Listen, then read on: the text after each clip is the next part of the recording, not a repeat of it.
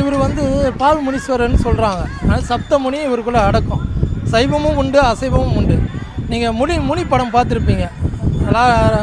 எடுத்த படம் அவர் ராஜ்கிரண் நடிச்சதுன்னு. அவருக்கு வந்து சிவன் ராத்திரி ரொம்ப விசேஷமானது. இந்த சிவன் ராத்திரியில் ஒரே படையல் தான், பல படிகள்னால அவர் அதான் 48 படி போட்டு சாப்பாடு ரெடி பண்ணி எத்தனை கடா பக்தர்களோட வேண்டுதல் கடா, இந்த கடாவை வெட்டி ஒரே குண்டம்தான், முட்டை இருந்து கருவாடுலேருந்து மீன்லேருந்து எல்லாம் ஒரே படையலாக போட்டு அதை கும்பசோராக பக்தர்களுக்கு கொடுக்கறது தான் இவருக்கு வழக்கம்.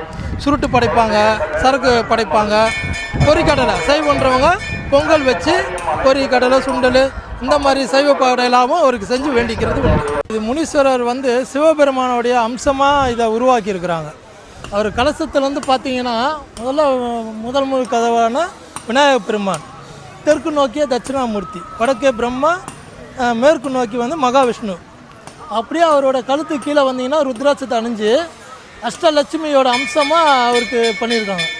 அதுக்கப்புறம் பிரம்மணி, அது தொடர்ந்து கீழே வந்தீங்கன்னா ஆஞ்சநேயர், உமா மகேஸ்வரி, வலதுபுறம் கையில் வந்து வராகி அம்மன், இடதுபுறம் கையில் வந்து கலைவாணியோட அம்சம். அப்படியே அவர் இடுப்பை சுற்றி பார்த்தீங்கன்னா குஜராத்தில் 12 ராசிகள் ஒரு பக்கமும் 9 கிரகங்கள் மற்றொரு புறமும் இருக்கும். அவர் இடுப்பை சுற்றி ஒட்டியான மாதிரி 27 நட்சத்திரங்களுடைய அம்சம் இருக்கும். இவருக்குள்ள எல்லா தெய்வமும் உண்டு. 7 ரதம் பூட்டிய சூரிய பகவான் தான் அவர் தேர். சுற்றி வந்தீங்கன்னா ஸ்ரீலங்கானுடைய சின்னம் இருக்குது, பிரதான சின்னம் இருக்குது இல்லையா, அது யாழியோடைய அம்சம்தான் அதில் சுற்றி இருக்கும். சுற்றி வந்தீங்கன்னா ஒவ்வொரு தெய்வத்தோட அம்சமும் இதில் நிறைஞ்சிருக்கு. இவரை வணங்கினா சிவன் பார்வதியோட அனைத்து தெய்வத்தையும் வணங்கினதுக்கான சமம்.